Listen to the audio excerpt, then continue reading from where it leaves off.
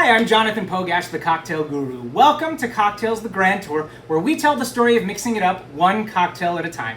You know, since its creation, a moment lost to history, but nevertheless argued over since 1806, when a recipe for one appeared in print, the cocktail has influenced art, dance, music, film, theater, as well as economics and politics around the world. And this show celebrates that global cultural force, that singular icon, drink by drink, no passport required.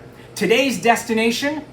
Aha! The Mint Julep and Kentucky. So this episode debuts in May, so we're observing that fact by featuring the Mint Julep, a cocktail closely associated with none other than the Kentucky Derby, and despite its Middle Eastern roots, an icon of the American South. So, whether you make it specifically for the Derby or any hot day, the Mint Julep is pure whiskey refreshment.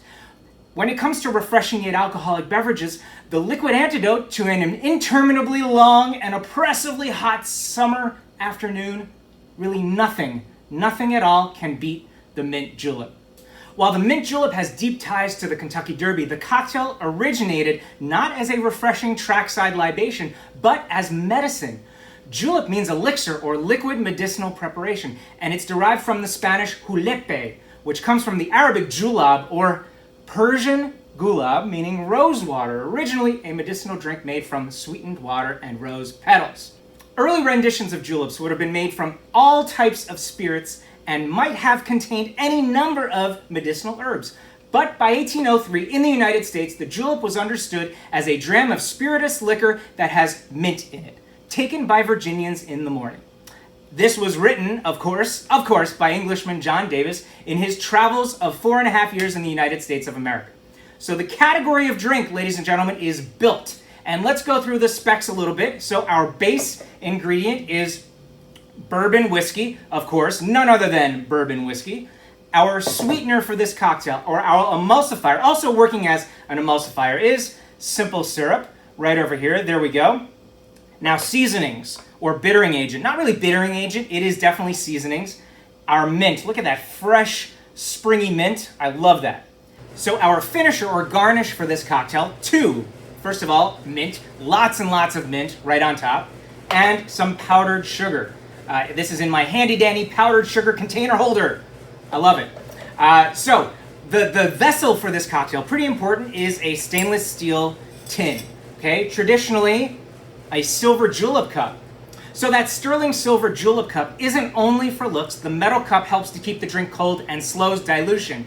If you don't want to spring for the cost of real silver, though, a cup made of pewter or stainless steel, just like this one, okay, would work well too. So really any metal that both makes a nice presentation and insulates against the heat is completely fine. All right, so let's just run right into making the drink right now. I'm going to start with my tin, and I'm going to take some nice springy pieces of mint. Look at this mint, ladies and gentlemen. And we will just actually take a look. Here's a little bit of a tip. I'm gonna smack it, okay? It pre-releases some of the oils that are on the skin of the mint sprigs. I want like about 10 or 12 nice healthy, wafting through the air. Some nice healthy mint sprigs, about 10 or 12 of those. Now my simple syrup. Okay, I'm going to add 3/4 of an ounce of simple syrup directly into the tin right over here. And here's a little bit of a technique.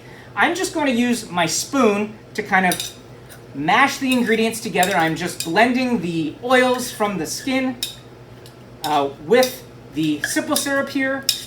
Okay, and you can kind of see there on the close-up shot. And now for the bourbon, okay, we're going to do 2 ounces of our bourbon. Directly, I'm of course measuring, you all know, we're going to be pretty precise.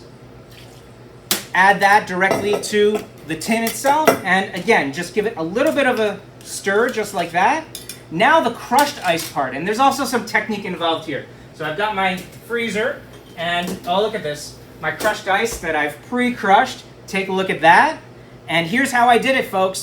If you've got a Lewis bag and a mallet, that's cocktail lingo for you, then you can use that to crush your ice. But I actually have a towel and a rubber mallet here. Okay, use what you have at home, folks. And that's what I did to crush my ice.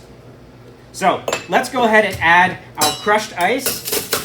directly to the glass. What I'm going to do first is fill it up about halfway, okay? Halfway with crushed ice, just like that, and just give it a nice stir and kind of blending that ice, diluting at the very same time. And now I'm going to add more ice. And this is the technique, folks. I learned it from one of my early mentors, Gary Regan. And we just keep adding ice until our drink is nicely diluted and you get a little bit of a mound on top. And this should be the last time here, the third time. Okay, look at that. This is the finishing ice right over here. Let's put that down. Oh man, now, ladies and gentlemen, the garnish is of course very important in all drinks, but especially so in the mint julep. So what I'm doing is I'm taking as many mint sprigs as I possibly can find, adding them directly inside this so that my tin is completely layered with mint. Just to give you a little bit of a shot right there close up. And we need to put that powdered sugar on top. That is traditional. Here we go. Ready? Look at this. Oh man. Guys, this is incredible. Hold on, it's not done yet.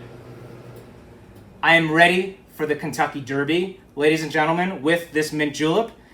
A stainless steel straw, why not?